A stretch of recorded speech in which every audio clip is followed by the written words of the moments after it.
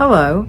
Did you know that decluttering is making your home like nature? That there is space between the trees and the forest, even though it looks like a big solid forest? That there are open fields and open valleys and open meadows with just little decorations of flowers? That there are beautiful streams and beautiful oceans and beautiful rivers that don't have things jutting up from the middle. So when you go through your house, the reason it doesn't feel peaceful, like a scene I just described, is because it's not the way it's supposed to be. Things are not where they're supposed to be. A tree is not supposed to be in the middle of a lake.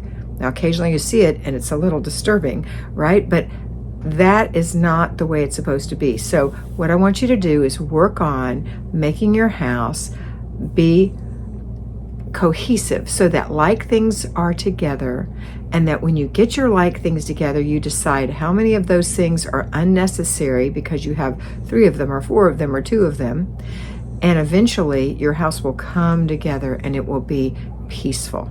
So that's what decluttering is for you today. Make it a great day.